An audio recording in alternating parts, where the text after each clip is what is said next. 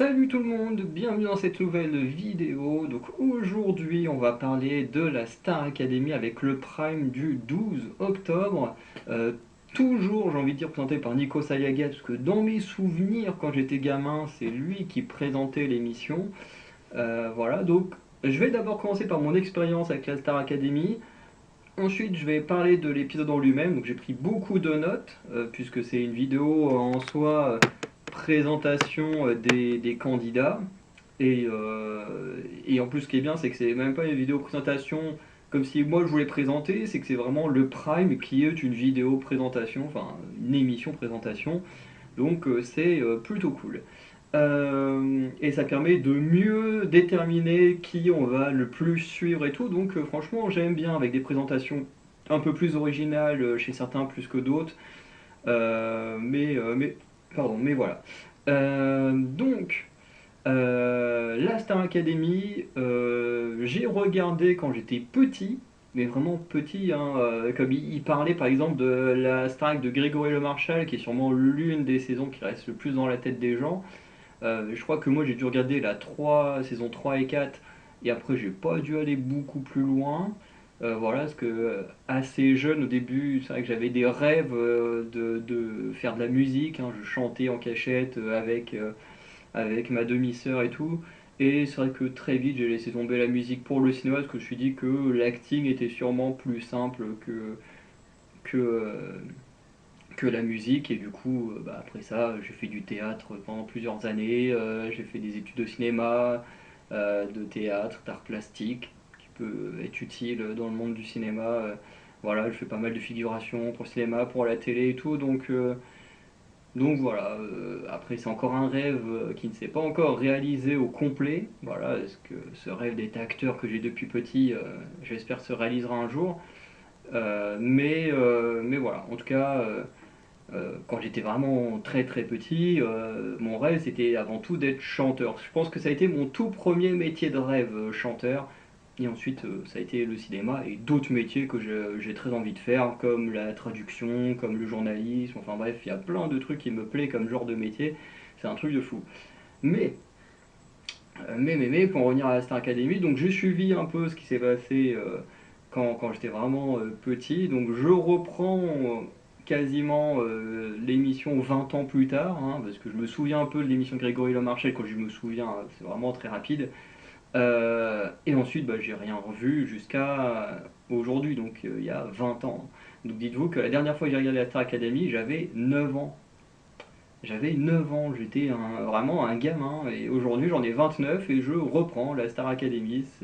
Ça fait bizarre de me dire ça. Après, ça a été pas avec Colanta. Colanta, j'ai fait une pause pendant un temps, et puis j'ai repris Colanta. Pareil avec Pékin Express. Donc c'est quand même des émissions que j'ai regardées quand j'étais petit, puis que là je revois en étant adulte, et qui est toujours aussi plaisant. Bon, la seule différence, c'est que quand on était petit, on suivait des adultes en train de vivre des aventures, alors que là, je suis un adulte qui regarde soit d'autres adultes faire des aventures, ou comme là avec la Star Academy, je regarde que des gens qui sont plus jeunes que moi. Genre, il y en a qui ont 10 ans de moins que moi, ça fait très bizarre, mais ça n'empêche pas le programme d'être intéressant et à voir ce que ça va donner. Donc voilà un petit peu mon rapport à la Starac. Voilà, ce qui est d'ailleurs comme d'autres émissions musicales, hein, qui est une émission pour laquelle voilà, ça a passé assez vite. C'est comme la Nouvelle Star. La Nouvelle Star, en général, dans ma famille, on regardait les auditions parce qu'il y avait les casseroles et tout, c'était marrant. Mais c'est vrai qu'on a très vite lâché. Et après The Voice, j'avoue que j'aime pas The Voice. Donc vous me verrez jamais chroniquer The Voice ou Danse avec les stars, je suis pas fan non plus. Mais vous me verrez jamais chroniquer The Voice, parce que je trouve qu'il y a quand même un sacré mensonge à travers The Voice. Dans le sens où The Voice, on se dit oui, truc à l'aveugle et tout. Sauf qu'en fait, il y a un truc qui me dérange, c'est qu'on veut absolument mettre le point sur le fait que on ne sait pas qui sont les candidats, on ne veut pas aller juger sur leur physique et tout, alors qu'en réalité, il y a un casting à faire pour faire l'émission. Du coup, même si les artistes, eux, ils choisissent les gens dans leur équipe par rapport à la voix au départ, sur les premiers primes, ça n'empêche que la production en elle-même, elle n'a pas choisi les gens à l'aveugle. Elle a très bien sélectionné les gens avant de les mettre dans l'émission. Et en fait, ça me dérange parce qu'il y a vraiment comment dire, un faux semblant, une fausseté en fait dans l'émission en elle-même. C'est ce côté où voilà, on juge les gens que par la voix, alors qu'en réalité la production, elle, quand elle a fait son casting, elle n'a pas que jugé par la voix, elle a jugé sur plein de critères et tout ça, comme toutes les émissions. Mais comme The Voice se vend comme étant une émission où il n'y a que la voix qui compte pour être entre guillemets le meilleur et faire partie de l'émission, bah moi ça me dérange un peu ce côté-là. Pareil, une émission que vous ne me verrez pas chroniquer, je parle beaucoup au niveau de la musique, hein, mais c'est Mask Singer, parce que pareil, c'est une émission qui m'intéresse pas des masses, et surtout de ce que j'ai compris de Mask Singer, surtout par rapport aux émissions étrangères et tout, c'est que en gros ce sont des gens connus qui viennent chanter à travers des costumes, il faut les démasquer et tout, enfin bref. Je veux dire, là, on est dans une émission télé française, donc il y aurait forcément que des gens francophones. Et ma culture musicale francophone, alors elle grandit petit à petit avec ma chaîne musicale, mais c'est vrai qu'au fond, bah, je suis complètement nul en termes de cinéma et de musique française.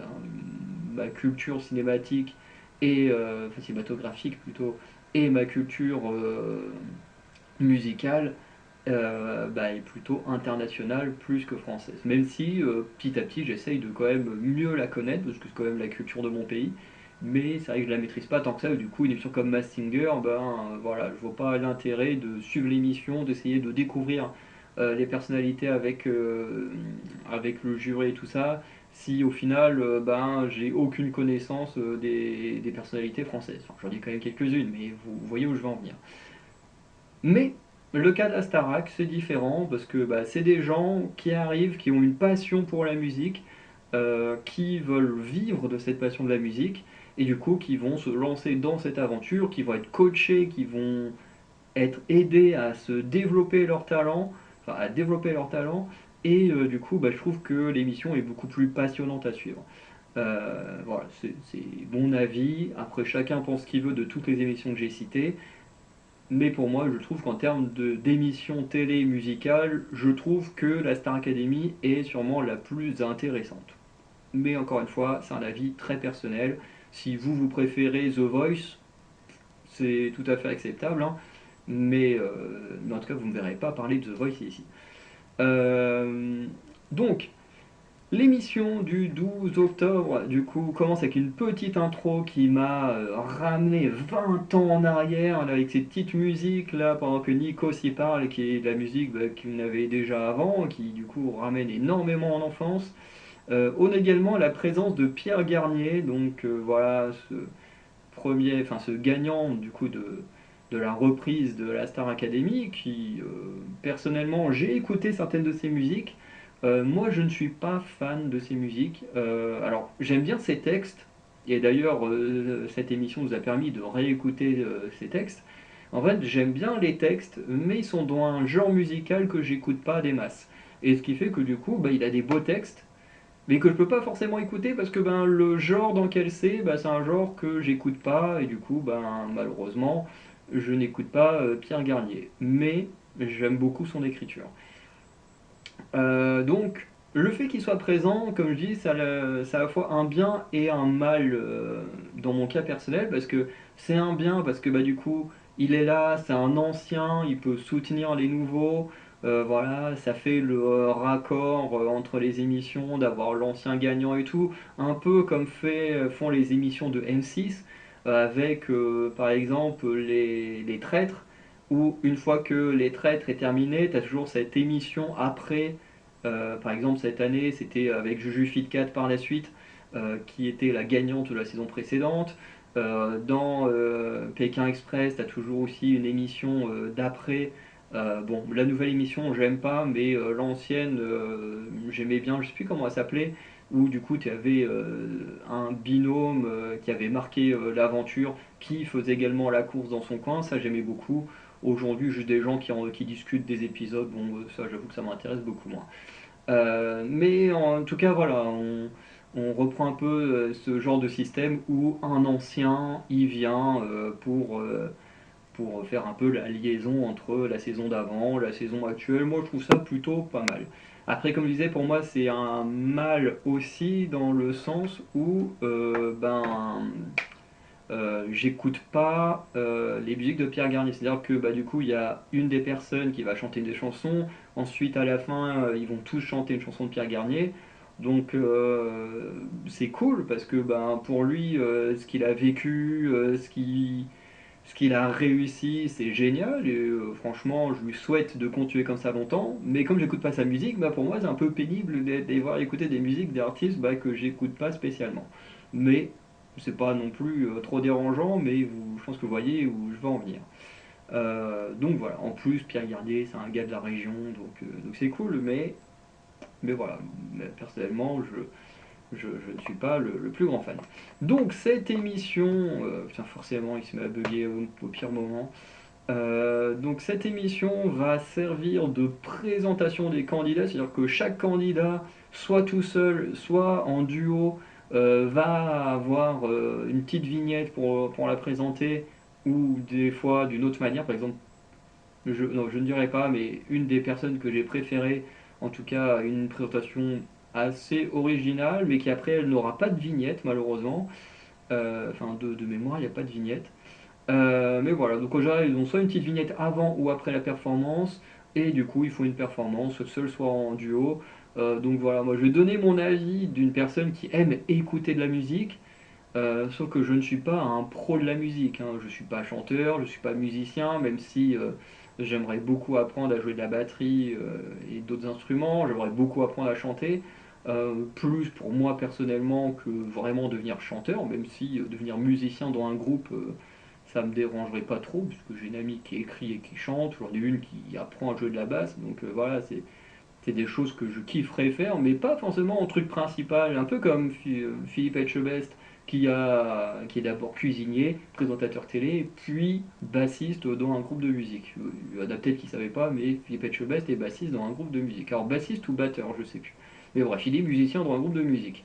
D'ailleurs, cette vidéo sortira sur ma chaîne musicale et sur ma chaîne des émissions télé. D'ailleurs, l'émission sera à chaque fois déclinée sur les deux chaînes pour que, ben, pour ceux qui aiment la musique, vous ayez aussi ben, les reviews de cette émission.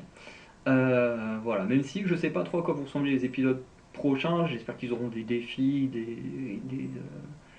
euh, des, des petites règles, des petites missions pour les chansons et tout, je pense, hein, mais parce que c'est vrai que, encore une fois, je dis, pour moi ça remonte à 20 ans, la Star Academy, donc ça fait très longtemps, donc je sais plus réellement comment se passent les primes, mais je ne suivrai que les primes, hein, je ne suivrai pas les weekly, hein, si on peut dire ça comme ça, parce que bah, j'ai clairement pas le temps, malheureusement.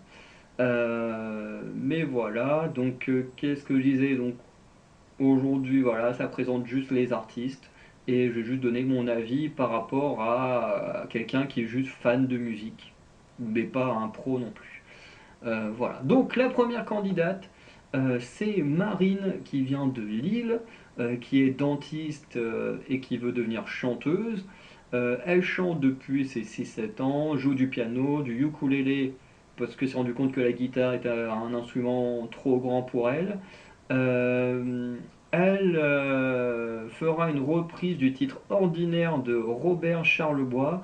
Et ce que j'ai noté, c'est que j'ai beaucoup aimé sa performance, son timbre de voix. Alors bien sûr, je vais pas me souvenir de tous les timbres de voix et tout ça. Mais voilà, parce que habituellement quand je fais mes vidéos où je parle des clips et tout, bah, en général, je vois le clip et j'en parle aussitôt après. Donc la musique est encore dans ma tête, ce qui là est plus compliqué de faire une vidéo après d'émissions où tu as plein de gens différents qui vont chanter. Mais voilà. Et du coup, j'avais trouvé quand même la performance vraiment très cool. À un détail près, c'est qu'on a terminé sur une high note. Et pour ceux qui regardent mes vidéos habituelles, vous savez que les high notes, c'est quelque chose que je n'aime pas, surtout chez les gens qui ont une voix aiguë, parce que ça me pète les oreilles. Mais bon, ça reste une grosse performance vocale, je trouve, les high notes. Et je suis assez admiratif de ceux qui arrivent à en faire et d'y tenir longtemps. Mais à écouter, je trouve pas ça agréable. C'est encore un avis très personnel. Mais voilà. En tout cas, Marine, première candidate qui fait l'ouverture de l'émission. Je trouvais que c'était une très belle perf pour débuter. Moi, personnellement, j'ai beaucoup aimé la prestation de Marine. Ensuite, on est passé à un binôme. Alors d'ailleurs, j'ai trouvé assez bizarre enfin bizarre façon de parler, qu'il soit un nombre impair comme candidat. Ou alors, bah non, de toute façon, j'ai pas pu en louper. Mais ouais, je trouve ça particulier qu'il soit 15, parce que en général, les émissions, les gens sont toujours un nombre pair. Mais là, ils sont un nombre impair, ça m'a un peu déstabilisé à la fin, quand on est arrivé au 15e et que Nico se fait bon, bah voilà, vous êtes le dernier. J'ai dit quoi? Le dernier, vraiment, on est qu'au 15e et. Enfin, on est qu'au 15e.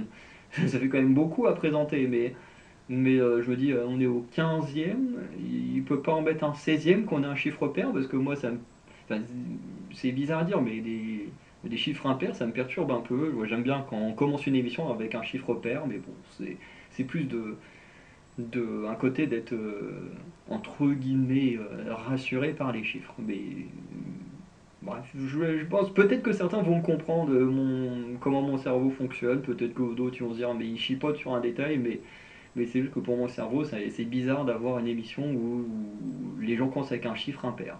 Enfin, le nombre de candidats commence avec un chiffre impair. Si vraiment vous regardez les trois quarts du temps, voire même la majorité des cas, les émissions commencent avec un nombre pair de candidats, donc pour moi ça me fait bizarre. Mais voilà. Ensuite, on a la deuxième et troisième candidate qui sont présentées en binôme. Donc, on a Ebony et Maïlis.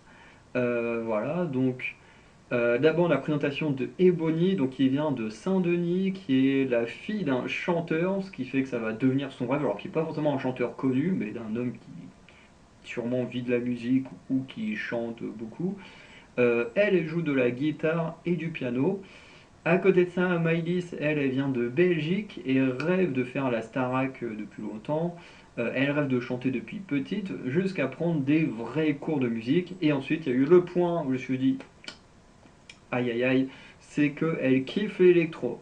Alors, moi personnellement, je suis pas un fan d'électro. Je comprends les gens qui aiment ça, hein, en termes d'énergie et tout, de dynamisme. En vrai, pour bien bouger, se dépenser, c'est pratique.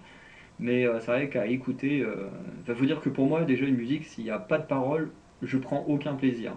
Voilà. Et ensuite, s'il n'y a pas de vrais instruments, je prends un peu moins de plaisir que quand il y a des vrais instruments.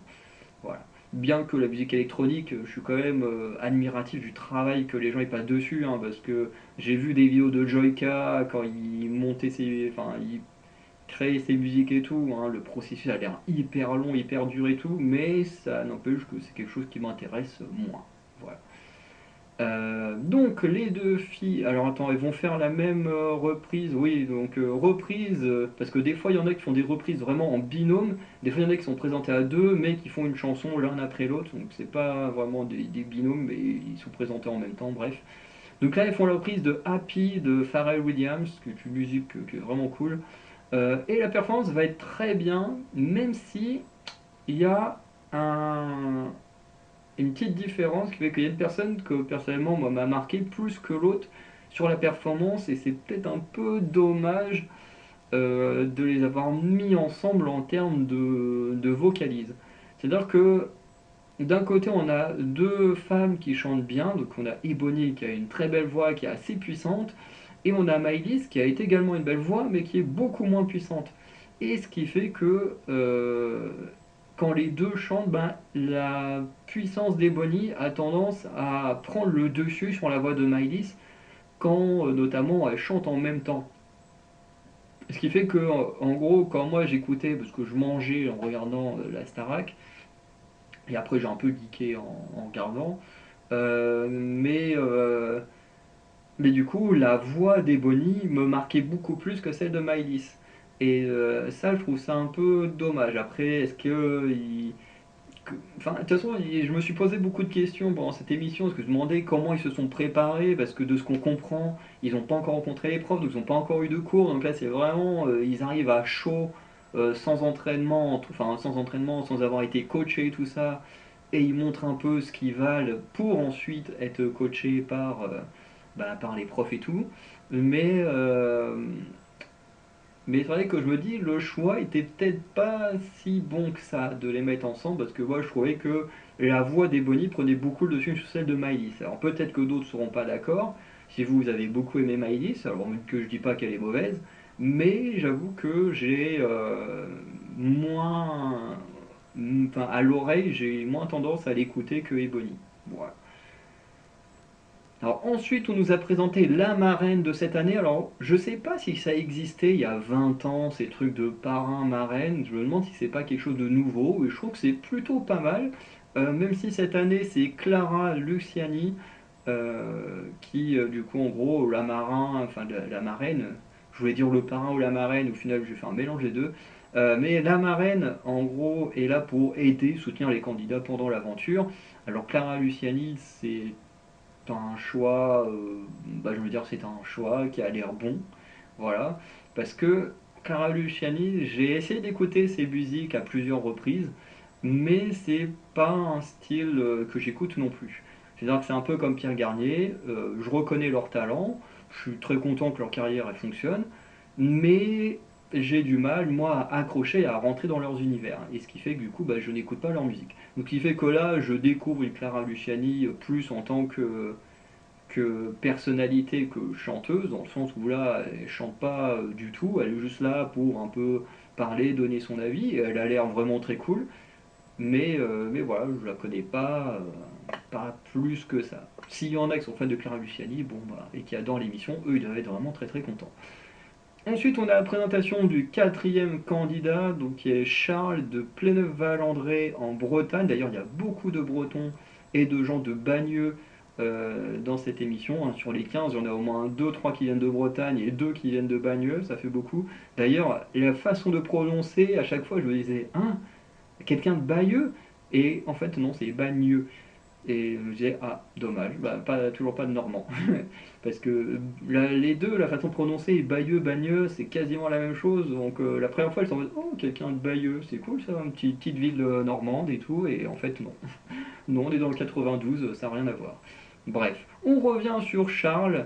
Donc il y a une belle présentation, voilà, qui fait de l'équitation avec Gypsy, sa jument, voilà, qui aime également chanter, qui n'a pas envie d'être vu uniquement comme comment on appelle ça, les gens qui font de l'équitation. Bref, je sais plus comment on les appelle.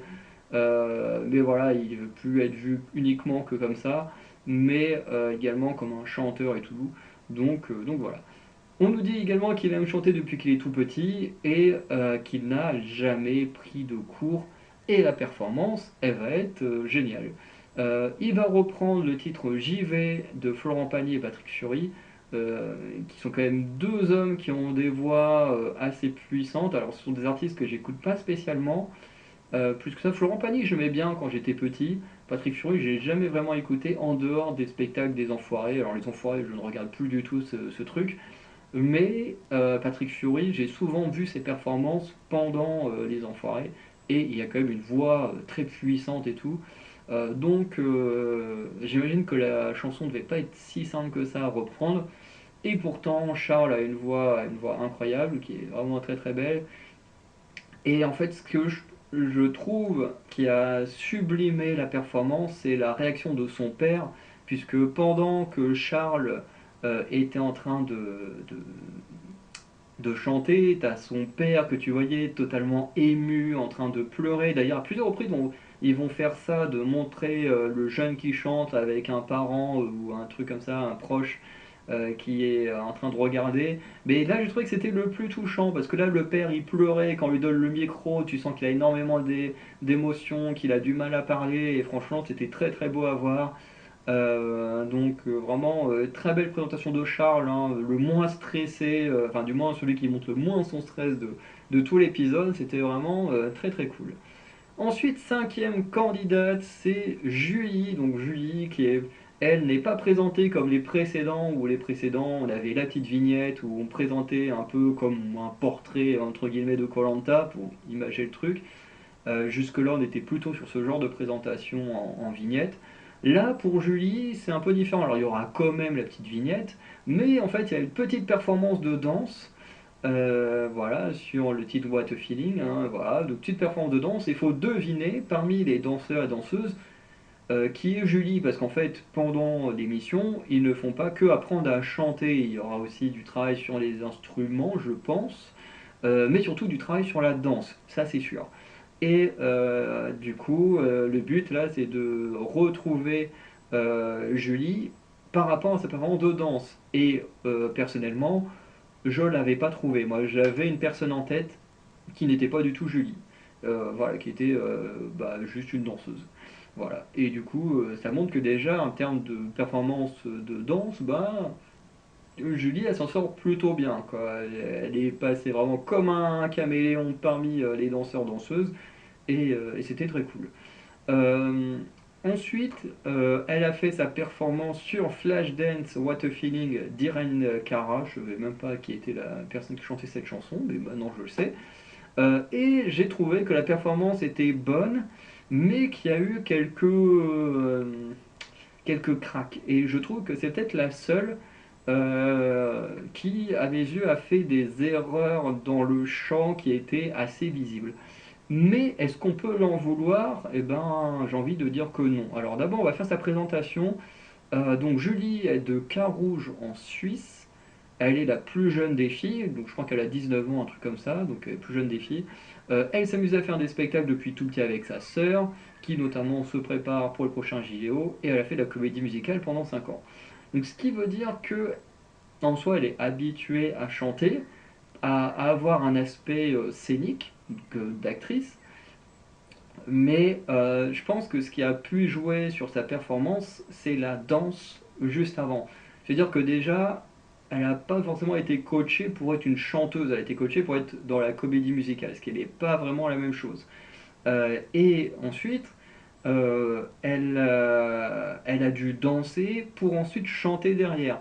Ce qui fait que le corps, la respiration, le souffle, tout ça, faut le travailler. Tu peux pas passer de l'un à l'autre comme ça sans le travailler. Ce qui fait que pour elle, malheureusement, sa performance, elle a paru moins bien que les autres parce que elle a eu une présentation qui, entre guillemets, l'a fatiguée. Et je trouve que ça s'est ressenti dans son chant. Je pense que si elle avait été juste venue chanter sans la danse avant, je pense qu'elle aurait sûrement pas fait d'erreur. En tout cas, c'est mon avis personnel. Voilà. Mais en tout cas, c'est la seule où moi j'ai senti qu'il y avait eu quelques petits couacs pendant qu'elle chantait. Parce que des fois, tu sentais que tu l'entendais quasiment plus et tout, et tu sens que en termes de souffle et tout ça, de respiration, tu sens que c'est compliqué et en même temps, ils en ont quand même demandé beaucoup pour débuter. Ensuite, on a le sixième et septième candidat. Donc d'abord, on a Franck qui vient de Bagneux et non de Bayeux, dans le 92. On dit qu'il aime la musique grâce au gospel et je crois qu'il y a un délire du fait que comme sa voix était assez grave, il a décidé de laisser la musique de côté. Ensuite, il est arrivé en France il y a 2 ans, un truc comme ça, 2, 3 ans, et du coup, il s'est remis à la musique et tout ça. Comme il disait, il s'entraînait notamment à chanter à la gare Saint-Lazare. Alors je sais pas si c'était Saint-Nazare ou Lazare à Paris, euh, en, euh, en chantant devant du public ou encore en faisant des covers sur TikTok. Voilà. Il fera notamment une reprise de Ne partez pas sans moi de Céline Dion. En tout cas, je trouve que c'est incroyable de se lancer sur une performance de Céline Dion qui a une voix très puissante. J'écoute pas trop Céline Dion, mais bon, tout le monde connaît Céline Dion, qui a quand même une voix très puissante, très forte, et je me dis, faut quand même y aller pour prendre une chanson de Céline Dion. Et je trouvais que c'était très cool. En plus, il a une voix grave. J'aime beaucoup les gens qui ont des voix graves dans la musique.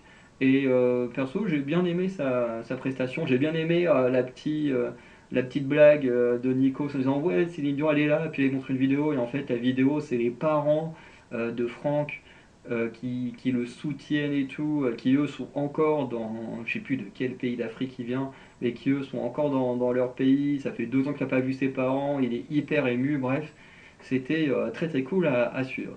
Ensuite, on a Paul, qui du coup, comme je disais, des fois il chante vraiment en binôme, des fois il chante l'un après l'autre. Donc là, on a Paul qui suit directement, hein. Bien sûr, il n'y a pas un chant, un portrait, un chant, hein. Bien sûr, il y a eu chant, chant, et ensuite, enfin, je crois qu'il y a eu une présentation chant, chant, une autre présentation. Je crois que c'est un peu comme ça qu'ils faisaient sur ce genre de binôme. Mais voilà, en tout cas, Paul sur Your Song d'Elton John, donc je trouvais que c'était une belle performance, avec également un timbre plutôt grave que j'ai trouvé vraiment très cool.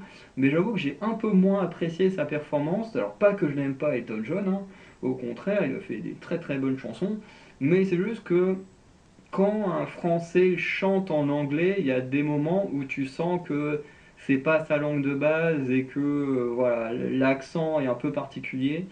Ça reste quand même bien, mais voilà, t'as quand même un petit ressenti dans l'accent qui est assez particulier. En tout cas, dans le cas de Paul, c'était quand même très cool.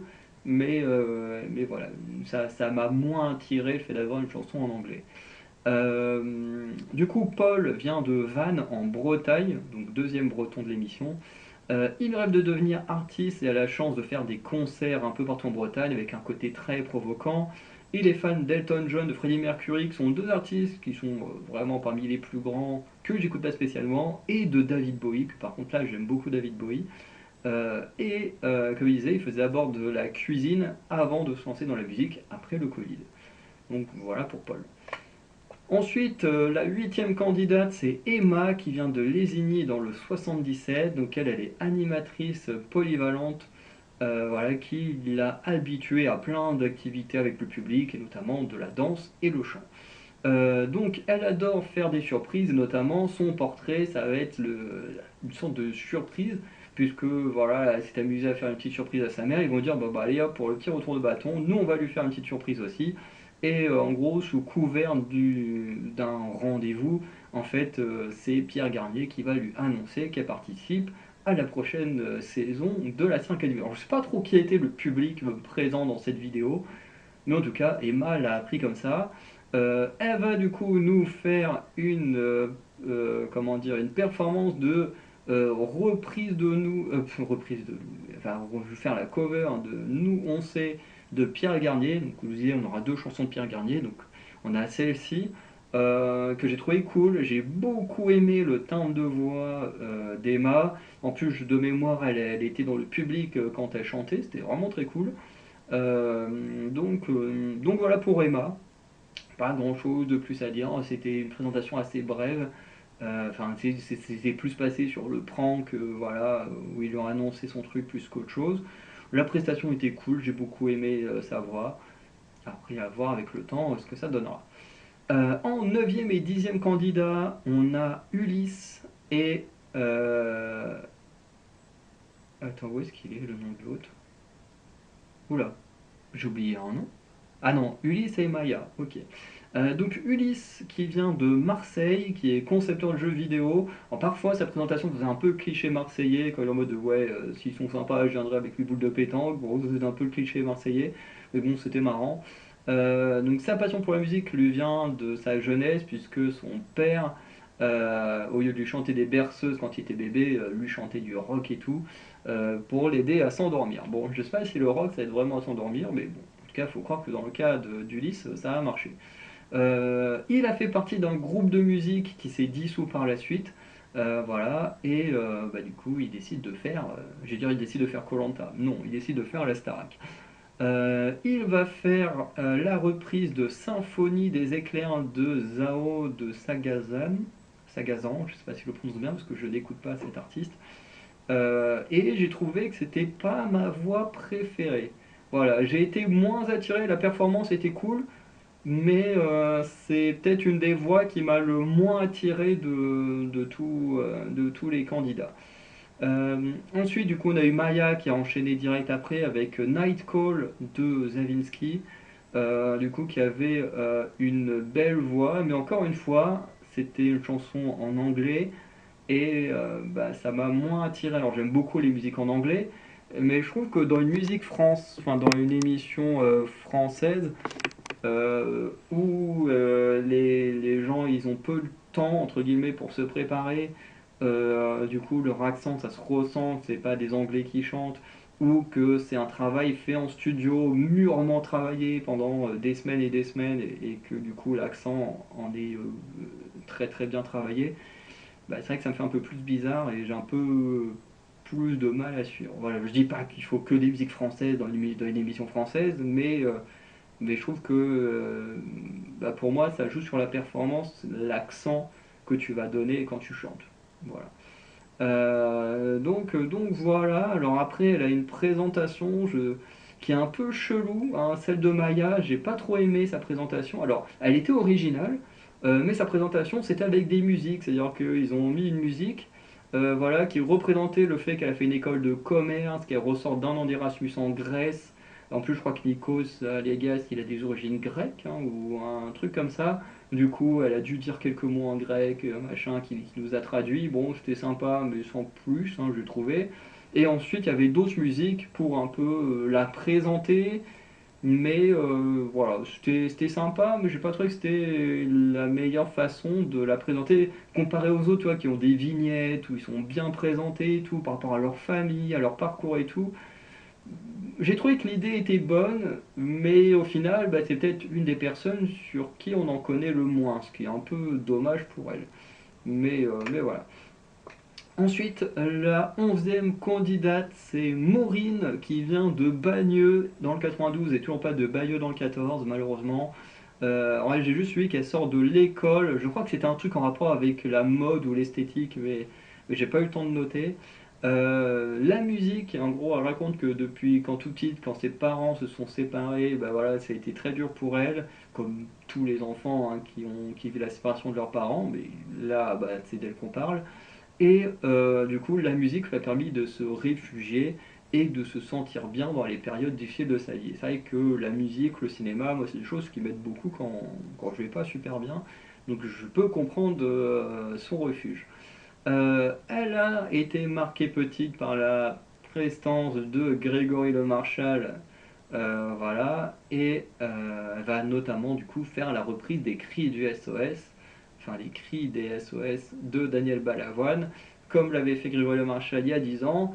Et là, j'ai trouvé que c'était peut-être une petite erreur. Euh, alors, je m'explique, la performance de Maureen est très bonne, voilà, il n'y a pas de problème. Mais le problème, c'est que on nous parle de Grégory Le Marchal, qui a quand même été l'un des candidats les plus marquants de l'émission, notamment à cause de tout ce qui s'est passé après l'émission pour lui, notamment avec sa maladie et tout ça et son décès, hein, ce qui est très triste. Mais du coup, il en reste une figure des plus emblématiques de la Star Academy, voire peut-être la figure la plus emblématique, même s'il y a quand même des noms connus de la musique française qui ressortent de la Starac. Mais voilà, quand on pense Starac, je pense qu'en général, la plupart des gens, on pense Grégory Le Marchal. Et en plus, on nous montre un extrait de Grégory Le Marchal qui chantait la chanson. Et ce qui fait que bah, moi, dans ma tête, bah, je suis reparti 20 ans en arrière. Et ben, ça m'a un peu occulté la performance de Maureen actuellement. Donc voilà, j'ai trouvé que le choix était bon parce que tu vois, c'est la fan de Greg Le Marchal qui le regardait quand elle était jeune, qui a même ça, je sais pas si c'était un album ou je sais plus quoi, mais qui est voilà un autographe de Greg Le Marchal. Tu vois, c'est la fan qui fait honneur à l'homme qui est décédé, dont elle était super fan. Mais en même temps, ben l'histoire elle est belle, mais bah, pour nous, ça nous replonge dans nos vieux souvenirs et on a tendance à un peu sortir de ce que Maureen a fait, qui pourtant est une belle performance, mais moi, bah, mon esprit, lui, il est parti 20 ans en arrière pendant la performance de Grégory Le Marchal. Et voilà, donc tout ça pour dire que sa performance est très cool, mais que ben, moi, dans ma tête, je suis parti 20 ans en arrière, et voilà, ce qui était un peu dommage. Donc la 12e candidate, c'est Marguerite, qui adore la musique et la comédie, et qui du coup va devoir se présenter en lisant un texte écrit par ses trois frères, donc un petit test pour montrer un peu son jeu, comment elle se tient sur scène, qui a été vraiment très bien. Voilà, c'était plutôt sympa. Et elle reprendra la chanson Pile ou Face de Corinne Charby. Pareil, je ne savais pas qui chantait cette chanson. puisque c'est une chanson que moi j'ai entendue chantée par Emmanuel Béard dans les je crois que c'est juste 8 femmes, qui est en gros une sorte de téléfilm d'une pièce de théâtre, c'est même une pièce de théâtre en forme de téléfilm, bref, qui est vraiment très cool à regarder. Maintenant ça doit dater un peu, mais du coup dans ce film, le film pièce de théâtre, on a Emmanuel Béard qui chantait cette chanson que je trouvais plutôt cool. Et du coup, bah là, on a la reprise par Marguerite, qui a une voix incroyable. Voilà. Et malheureusement pour elle, ben, il n'y a pas de vignette ou quoi que ce soit pour plus la présenter. C'est voilà, on passe totalement à autre chose et j'ai trouvé ça un peu dommage hein, que l'on passe comme ça à quelqu'un d'autre, alors que ben tout le monde, bon à part Emma non, ouais, si, c'est Emma, hein. Non, pas Emma. Maureen, juste avant, qui ont eu des. Non, pas Maureen. Regarde, c'est qui a eu la présentation avec les musiques, là Maya. Du coup, elles ont pas eu vraiment de présentation comme tout le monde. J'ai trouvé ça un peu dommage. Mais en attendant, les performances, elles étaient là. En plus, la performance de Marguerite, c'était à moitié dans une sorte de salle de cinéma et tout. Enfin bref, c'était très cool. Moi, j'ai beaucoup aimé la performance de Marguerite. Ensuite, on a deux hommes qui sont présentés en même temps. Voilà, donc ils sont Thomas et Noah. Donc d'un côté, on a Thomas qui vient de Corse, qui fait des arts martiaux et qui kiffe la musique. Thomas, du coup, a appris la musique seul, sans devoir être aidé par d'autres personnes. Il est enfant unique et a été poussé par sa mère pour participer à l'émission. Noah, lui, vient de Carcassonne. Alors, dans les deux cas, c'est pas vraiment les lieux précis, parce que du coup, ils n'ont pas mis les noms des villes, mais c'est, bah, voilà, bon, la Corse, c'est la Corse, hein, mais Carcassonne, c'est plus dans une ville à côté d'où vient Noah, mais voilà. On le dit également qu'il est très sportif, plus connu pour le rugby, que Noah chante depuis petit, caché des autres parce qu'il a peur de chanter en public, chose que je peux totalement comprendre, parce que bah, quand j'étais enfant et que j'adorais chanter, bah, je chantais caché des gens. Et d'ailleurs, même encore aujourd'hui, bon, je chante quand je suis sous la douche des fois. Bon, techniquement, c'est caché sans être caché, parce que techniquement, s'il y a des gens qui viennent prendre leur douche, comme on est dans des toilettes et douches partagées, euh, et bah, des gens peuvent entendre, mais comme de toute façon, ils ne me voient pas, j'ai envie de dire, je m'en fous un peu. Mais c'est vrai que chanter vraiment devant des gens là, devant moi, c'est vrai que ça, je ne l'ai jamais fait de ma vie. Bref. Donc je comprends les peurs de Noah. Donc il fait partie lui d'une plus grande famille, je crois qu'ils sont 3 à 4 gamins avec leur mère, au moins leur mère, parce que leur père, je crois qu'ils n'en ont pas parlé. Et également, c'est la mère qui a un peu poussé à l'envoyer à la Star Academy. Ils feront tous les deux la reprise des yeux de la Mama de Kenji Girac. Et mon ressenti est assez mitigé. Donc d'un côté, j'ai bien aimé la voix de Thomas, qui a une voix plutôt douce et tout, et qui est très cool à suivre. Mais de l'autre côté, la voix de Noah. Alors d'un côté, alors Noah, c'est le cas un peu particulier. C'est qu'il y a un côté où j'aime beaucoup sa voix avec son accent, ça donne un côté très particulier à son chant. Mais en même temps, il y a des moments où, quand il articule pas très bien, je comprenais pas trop ce qu'il voulait dire. Alors, je sais pas si dans la vie de Kenji Girac, il y a des moments où il chante dans une autre langue que le français, ce qui est totalement possible. Euh, mais c'est vrai que là, il y a des moments vraiment où je ne comprenais pas ce que Noah chantait. Et là, bah, ça me pose un problème, parce que bon, si je comprends pas ce qu'on chante, parce que c'est en anglais et que mon anglais il n'est pas parfait pour vraiment décoder ce qu'on est en train de me dire, c'est plutôt normal. Ou quand j'écoute des musiques en coréen, en japonais, en mongol, sibérien ou espagnol, parce qu'en espagnol, même italien, nordique. Bref, j'écoute des musiques de plein de langues différentes. Donc c'est normal que je maîtrise pas, que je comprenne pas toujours ce qu'on me dit, mais quand le rythme et tout est bien chanté, bah forcément je le kiffe quand même. Mais là, quand c'est quelqu'un qui chante en français et que je comprends pas toujours ce qui se dit, ben ça change quand même les choses, c'est quand même un peu plus particulier. Donc à voir un peu à la suite ce que ça va donner Noah, mais pour l'instant ça n'a pas été ma meilleure découverte. Et ensuite, on a le tout dernier qui se présente, alors qui va se présenter dans une petite vidéo, je pense montée par lui-même, voilà, qui était plutôt stylée, où on ne le voyait même pas, et ça c'était très cool, puisqu'on l'a découvert vraiment sur scène après. Donc Maceo qui vient de Vendée, donc je sais pas de quel coin il vient, parce que moi j'ai vécu quelques années là-bas, donc voilà, ça n'a pas été la meilleure période de ma vie, peut-être l'une des pires, mais bon voilà, je connais quand même un peu la Vendée. Et qui a 18 ans, donc qui est très clairement, je pense, le plus jeune de l'émission, tout court, hein. Voilà, parce que pour je sais plus qui, ils ont précisé, je crois que c'est Julie, non, peut-être pas Julie, bon, je sais plus qui, ils ont précisé que c'était la plus jeune des filles. Pour lui, ils n'ont pas précisé, mais bon, 18 ans, c'est clairement le plus jeune de toute l'émission, hein. Voilà. Donc lui, il aime chanter, danser, monter sur scène, jouer des instruments depuis petit, il joue du piano et de la guitare. À un moment donné, il parle de danse, donc je crois qu'il a pris des cours de danse, enfin bref, il aime vraiment faire le show, quoi, comme il dit lui-même. Donc il va faire la reprise de Begging de Frankie Valli et de The Four Seasons. Et pareil, ça n'a pas été ma voix préférée. En même temps, il n'a pas choisi l'une des musiques les plus simples à chanter. Mais voilà, je trouvais que la performance était plutôt cool, plutôt bien chantée, mais ça n'a pas été ma chanson préférée de la soirée non plus. Enfin, la performance préférée. Voilà. Donc, à la fin, il y a Nikos qui va demander à Clara qu'est-ce qu'elle pense de la promo, machin, elle va dire oui, oui, je les adore, mais enfin, ils ont l'air cool et tout, mais j'aurais bien aimé les voir chanter ensemble. Et du coup, ils vont improviser. Alors là, je me suis posé une question, c'est est-ce que c'est réellement improvisé? Parce qu'on nous dit, allez hop, on improvise, on va chanter ce qu'on était de Pierre Garnier, donc t'as Pierre Garnier au micro avec sa gratte, et t'as tous les autres, les jeunes qui vont représenter l'émission aujourd'hui, qui du coup vont chanter avec lui. Mais la vraie question que je me pose, comme je dis, c'est est-ce que c'est réellement improvisé?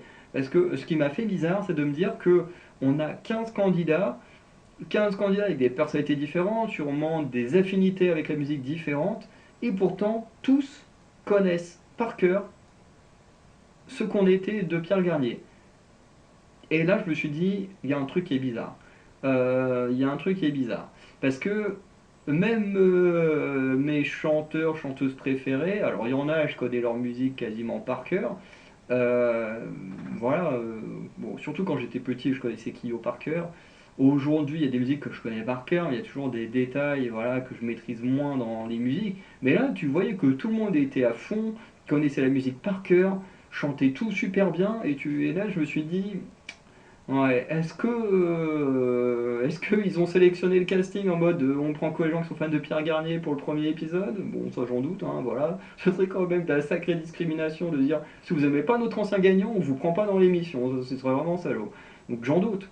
Je me doute bien que sur les 15, ils peuvent pas tous par hasard être fans de Pierre Garnier. Mais si tu es fan de Pierre Garnier, tu peux avoir des musiques que t'aimes bien, que t'aimes pas. Voilà, moi, de tous les artistes que je kiffe, j'aime pas toute leur musique, hein. Je prends le cas par exemple d'Olivia Rodrigo, dont j'ai écouté les deux albums et j'écoute en boucle pas mal de musique de ces deux albums. Il y a des chansons que je peux pas écouter, il y a des chansons que j'aime vraiment pas. Il y en a que je kiffe énormément, que j'écoute en boucle. Et c'est pareil pour tous les autres artistes que j'écoute, qui sont extrêmement nombreux. Et, euh, et c'est pour ça que je me suis dit, c'est un peu chelou, quoi. Je me dis, on a vraiment l'impression qu'on veut nous faire croire que c'est improvisé, alors que ça sent clairement que tout le monde a appris la chanson de Pierre Garnier comme ça. Et en fait, ce qui me fait que je me pose la question, c'est qu'il y a quand même les candidats qui sont quand même pour certains en mode ah, qu'est-ce qu'on doit faire, ça, qui ont l'air, il y en a qui ont vraiment l'air perdus. Genre quand j'ai vu le truc, j'ai vu la réaction de Marguerite, et Marguerite avait l'air vraiment étonnée en mode est-ce qu'on doit vraiment venir sur scène, machin. Bon après en même temps on sait qu'elle aime jouer la comédie, donc voilà. Mais vraiment t'avais l'impression que pas mal avaient l'air vraiment étonnés de la décision. Mais en même temps ils connaissent tous par cœur la chanson de Pierre Garnier, comme par hasard. Enfin je me dis, je suis pas le complotiste, hein, mais je me dis, c'est quand même assez particulier. Voilà. Comme je disais, si là on prend 15 personnes comme moi qui sont fans d'Olivia Rodrigo, il y en a sûrement certains qui vont connaître certaines chansons par cœur, d'autres qui vont connaître d'autres par cœur. Moi, comme c'est une chanteuse qui chante en anglais, bah, ses chansons, Il y en a, je commence à connaître pas mal les paroles, mais il y en a aucune que je connais réellement par cœur. Les refrains, oui, mais les couplets, beaucoup moins. Donc voilà, je me dis, c'était quand même. Voilà, je remets un peu en cause le fait que ça puisse être improvisé, je veux bien y croire, mais bon, voilà, ça me paraît quand même un peu gros. Et du coup, l'émission se termine là-dessus, avec après les jeunes qui vont au bus pour aller au château. Alors j'avoue que moi, ce qui va se passer au château, bah, je le suivrai à partir des recaps, hein, parce que de mémoire, il y a 20 ans, et des reviews que j'ai pu voir de Maxime, ce qui se passe au château, il y a des petits moments qui sont montrés, bah, comme là on a eu les vignettes, bah, à la place dans l'émission, dans les primes classiques, bah, du coup c'est plus des moments vécus au château et tout ça qui sont montrés. Donc voilà, parce que les weekly, j'ai clairement pas le temps de regarder. Et ce qui serait cool, c'est qu'il y ait genre un youtubeur ou une youtubeuse qui fasse des vidéos sur chaque weekly. Et comme ça, tu peux regarder les weekly et au moins se mettre à jour sur tout ce qui se passe. En vrai, ce serait incroyable si quelqu'un faisait vraiment ça sur YouTube. Mais je pense que ça prendrait beaucoup de temps. Et je pense que pour beaucoup de gens, à part ceux qui vivent de YouTube, ce serait trop compliqué à faire. Mais ce serait vraiment cool, un peu comme avec le catch, hein, où moi je suis les weekly de Raw et SmackDown comme ça avec les youtubeurs, et puis bah, comme ça je peux faire mes pronostics et tout de PLE grâce à ce qui est dit par les autres. Bon après pour NXT c'est différent parce que c'est un peu mon show coup de cœur, mais voilà. Donc pour terminer, je vais vous donner la personne que j'ai préférée de l'émission, la personne que je vais avoir le plus envie de suivre, que je vais avoir envie de voir gagner l'émission, bien entendu. On verra ce que ça va donner. Voilà, avec le temps, est-ce que la personnalité, je vais toujours aimer ou pas? Est-ce qu'au terme du chant, ce sera toujours génial ou pas? Mais pour l'instant, la personnalité qui ressort le plus, on reviendra sur elle petit à petit, donc du coup je spoil un peu que c'est une femme. On viendra sur son cas petit à petit au travers des émissions pour voir si ça restera ma favorite ou pas, parce que là on n'est que sur partie présentation et tout, on connaît pas encore trop leur personnalité à travers l'émission et tout, donc tout ça on va le découvrir petit à petit. Mais pour l'instant, ma préférée c'est Marguerite. Voilà, donc qui a fait la reprise de Pile ou Face de Corinne Charby, hein, voilà, donc j'ai parlé qui vient, enfin que j'avais connu dans la musique dans le film 8 femmes, voilà, qui est vraiment celle que j'ai le plus appréciée en termes de performance vocale, en termes d'acting, voilà, bon, elle n'a pas fait de l'acting cinéma, mais je trouvais que voilà, c'était plutôt sympa, sa présentation, elle était, voilà, elle lisait son truc nickel, elle faisait des petites référents, des petites blagues et tout, enfin voilà, j'ai trouvé que c'était vraiment cool, c'était détente. J'ai beaucoup aimé ce qu'elle a montré, ce qu'elle a apporté de manière scénique et de manière musicale. Donc j'ai très hâte de voir la suite. Voilà. Et j'espère qu'elle ira très très loin et même gagner l'émission, pourquoi pas. Voilà. Donc, vidéo qui est très longue, hein, fait quoi 53 minutes. Donc vidéo très longue, mais voilà, en même temps, fallait le temps de revenir sur mon expérience de la Starac, la présentation de tout le monde, donc qui est quand même assez longue, hein. J'ai quand même une page et demie de notes, ce qui est quand même beaucoup. Euh, et voilà, donner mon avis, ma préférée Marguerite. Donc je reviendrai toutes les semaines sur les primes, et je dis bien les primes de la Starac, sur ce que j'en pense, plus en tant que fan de musique qu'autre chose. Et, euh, et voilà, bah, je pense que c'est tout, parce que les weekly, j'en parlerai pas spécialement, sauf s'il se passe des choses particulières, mais voilà. Et j'avais un truc en tête à dire, mais qui m'est sorti, donc bon, c'est pas très grave. Donc dites-moi en commentaire ce que. Oui, si, juste pour dire que bah, voilà, on va continuer à. Bah non, en fait, c'est logique. Non, il y a vraiment un truc que je voulais dire qui m'est sorti de la tête très vite à cause du fait de parler, bon, tant pis. Donc, dites-moi en commentaire qui, pour l'instant, peut être votre chouchou de l'émission. Voilà, est-ce que vous avez aimé les candidats qui ont été présentés ou pas? Voilà, n'hésitez pas à me dire tout ça. Du coup, si, voilà, ce que je voulais dire, c'est que il y a des semaines où la vidéo sur la Starac sortira le dimanche, puisque l'émission est diffusée le samedi soir. Donc bah, forcément, quand je suis ici dans la pièce où vous me voyez, que je suis, du coup le week-end en général je suis tout seul chez moi, donc je fais entre guillemets pas grand chose à part bosser sur mes vidéos. Du coup j'ai le temps de regarder l'émission en direct. Voilà. Par contre, quand je suis en week-end dans ma famille, du coup, l'émission, je ne peux pas la regarder en direct. Du coup, les vidéos, une semaine sur deux ou une semaine sur trois, seront décalées, sortiront sûrement le lundi ou le mardi, enfin bref. Parce que des fois, du coup, il faudra se battre entre les vidéos catch ou les vidéos Starac, ça va être un peu le bordel. Quand je pourrai pas tout regarder en direct, ce sera le bordel. Mais voilà. Et aussi pour la semaine prochaine, donc il y aura bien une vidéo sur la Starac, mais comme le samedi soir, c'est également la finale de Pékin Express, que déjà je ne peux pas voir en direct, en termes de rattrapage de vidéos, Pékin Express sera ma priorité pour ne pas être spoilé du vainqueur ou oui des vainqueurs. Et ensuite je ferai mon rattrapage de la Starac. Donc pour la semaine prochaine, sur la chaîne des émissions de Farandeur. Alors sur les deux, la vidéo sera en retard, mais pour les chaînes de Farandeur et les émissions françaises, du coup Pékin Express sera en retard et la Starac sera en retard également du fait que je passe le week-end avec ma famille. D'ailleurs, dans 2 semaines, du coup pas le week-end, le week-end du 2 novembre, pareil, les vidéos seront énormément décalées parce que c'est l'anniversaire de d'Oraka, mon frère, donc forcément, là, il n'y aura pas de vidéo dans le week-end. Enfin, en tout cas, pas de vidéo sur du visionnage.